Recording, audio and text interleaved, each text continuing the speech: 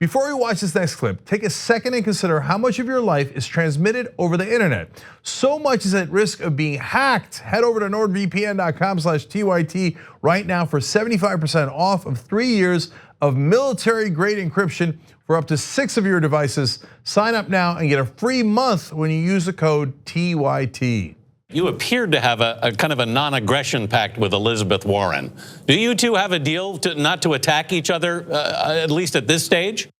There seems to be a very aggressive attempt, both by debate moderators and members of the mainstream media, to get Elizabeth Warren and Bernie Sanders to fight. Now, they're the two most progressive candidates.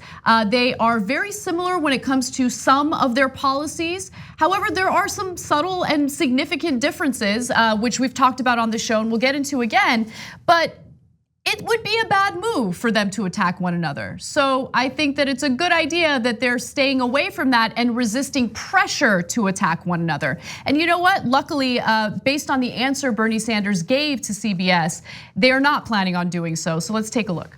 Elizabeth and I have been friends for over 20 years. She's running her campaign and I'm running my campaign. They're different campaigns. What do you do? But I think the most effective way to campaign, to be honest with you, is to talk to the American people about why the middle class is disappearing, why we have massive income and wealth inequality, the nature, the great challenge we face in terms of climate change, the thievery that's now going on within the pharmaceutical industry, where there is not only price fixing, but there is just incredible greed. You talk about those issues, you do well. You try to beat up on somebody else, frankly, I don't think it's good politics. But Senator, at some point, you and Elizabeth Warren, as most pundits seem to indicate, will make that next debate. How will you differentiate yourself from her?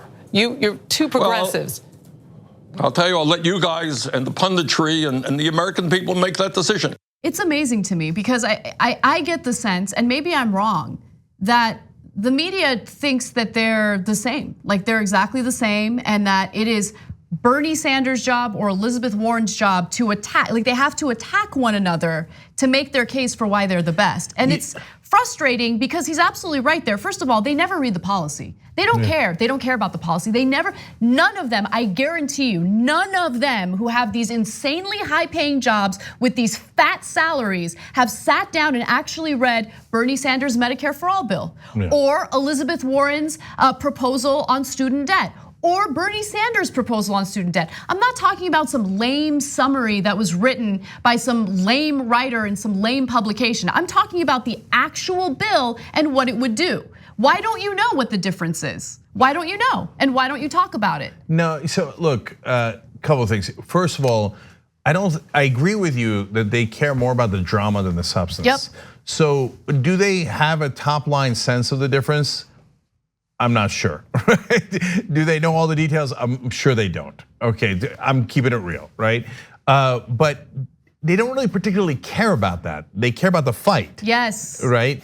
And so is there a little bit of group thinking, well, if those progressives fight, they might actually hurt each other's causes and we all kind of have an establishment bias? I think that does happen subconsciously. Nobody gets together at CBS and goes, oh, should we get them to fight so the progressives will lose? No. There's no actual meeting like that, but there is a group think in Washington. But more importantly, that's a smaller part of it. They just can't understand why the conservative Democrats, the corporate Democrats, whatever you want to call them, are willing to fight each other and the progressives aren't. They're just actually genuinely flummoxed by it. Okay, so let me explain. And I was talking to a reporter today about the same issue. And the reason that the corporate Democrats don't mind fighting each other is because their objective is not policy. Even if they agree, even if for example, their healthcare proposals are incredibly similar, they'll fight anyway. Why?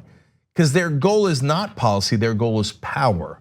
They want to be president for the sake of being president. And so if Cory Booker and Kamala Harris agree on something, they'll fight anyway because it's not. Because maybe their number two, if you're being fair and kind to them, you'll say their number two objective is policy, but their number one objective is power, okay? Now for Bernie Sanders and Elizabeth Warren, the reason why a lot of progressive voters like them or love them is because they are genuine. They actually do care about policy. So they're like, why would I fight Bernie Sanders if we agree on Medicare for all? What's there to fight over, right? Why would I fight Bernie Sanders about Green New Deal if we agree on Green New Deal, and vice versa? And so I think Bernie genuinely looks at it like, well, I don't know what you want me to fight about. Right? Yeah, look, if you want to work for WorldStar, go work for WorldStar, right? Like, we want to talk about substance, and that's one of the more frustrating parts of these debates, because it's set up in a way where all these candidates are looking to make these sound biteable moments that can be played later and that can feed into like the drama in an effort to increase their name recognition. That's what it's about, and it's frustrating because this is not the time to play these stupid little games. Now is the time to talk about real solutions. People are suffering right now, right? Things continue to devolve under the Trump administration, and they're sitting there having a conversation about, why aren't you guys gonna fight? Who's gonna throw the first punch? Again, it's not WorldStar. This is kind of a weird, ironic, to be fair to them, but most of the media have never seen two progressives at once in the same race. You often never see one progressive in a race, let alone two progressives in a race. And so they just don't, it doesn't compute, because almost all the politicians care about power and not principles. So they just, it's almost a foreign entity that they don't know how to deal with. And they assume that, no, of course they don't actually care about policy like all other politicians. They just want power and they want to be able to call themselves president. So I kind of get why they're confused, because it is so different than anything else they've ever dealt with. But even if you just want to do strategy, by the way, guys, it would still be bad strategy to fight today. And it's like, and by the way, mainstream media, if you wanted to fight, they gave you one, just wasn't against one another. Those two, as one of the reporters told me in the middle of the debate, he turned to me, and he's not a progressive, he's just a normal reporter. He said it seemed like they went back to back, right? Like you see in the movies. They were kind of cornered against superior forces, like many more people, and they started doing like wheel kicks out of the corner, right? It was great, it was wonderful to Yeah, watch. and they kicked the living crap out of the conservative Democrats. You gotta fight, and they won it. It's just that they didn't fight against each other. Exactly. I mean, I really appreciated the solidarity. And if that solidarity confuses these top dogs in the media, then honestly, it's just another example of mediocrity in our mainstream press. Like, it just is. I mean, they should understand these things. They should know these things. I mean, it's incredible to me that they have all the resources just right there in the palm of their hands. And I don't know, why aren't you guys fighting? I mean, that is how deep this conversation goes. In fact, final video on this, let's take a look at the follow-up question.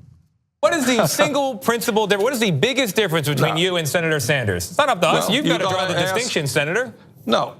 No? I have to tell the American people what I believe. And I'm going to take on the greed of Wall Street, the drug companies, the insurance companies. We are going to tell the fossil fuel industry that they cannot continue to destroy this planet for their short-term profits.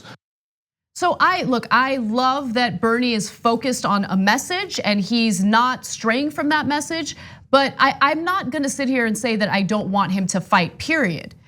I think it's important for him and for Elizabeth Warren to remain in solidarity. While talking about the substance and the differences in their policies, I want him to fight the conservative Democrats because they are gonna be punching him in the face. And what we saw in this last debate was more of a fighter. We saw him throw some punches and it worked. So he does need to fight in an effort to differentiate himself from their policy, but more importantly, to defend himself, because there's gonna be a lot more attacks. Yeah, actually, that's a good point. That leads me to my final 2 points. If you notice, Bernie was far more combative in this debate than the first debate. Why was that? Because Bernie doesn't like fighting in debates. He just doesn't. He never really challenged Hillary Clinton in any of the debates. He barely laid a glove on her. And I mean, Jesus, if it was me, would have been totally different, right? And if you watch the show, you know what I mean. So why did he come out fighting in the second one? Because he didn't. They attacked him. If you remember, John Delaney in his opening statement attacked Bernie Sanders And like, why should I be president? Because I hate Bernie Sanders, right? And so since they personally attacked him, it was a wrong strategy. It forced Bernie to fight back, which he doesn't actually like to do in the debates. So they had the wrong strategy. Now, why is the progressives staying together the right strategy? First of all, again, if you only cared about politics, it'd still be right, because they actually have fairly different voters if you look at the demographics of the polling. And so why would a progressive like Bernie Sanders want to alienate other progressive voters that are backing Elizabeth Warren, and vice versa? It's actually smart. Plus, they actually do care about the policies. And the last thing is, Republicans made a giant mistake in 2016 when they all attacked one another and left Trump alone. If you remember, they did that for like 80-90% of the primaries. They're like, oh, it's okay, we'll be down to one against Trump, and then that one establishment person will beat Trump. And obviously it didn't work that way. Progressives are not making that same mistake. They're saying, hey, it would be a dream come true if the final two were progressives. We ain't got time to worry about that. We got 20 other conservative Democrats to knock out first. Eyes on the prize, know what your real objectives are. So they're both doing a terrific job of doing that. Thanks for watching this free clip of the Young Turks. Don't forget to become a TYT member today. For more exclusive content, join now at tyt.com/join.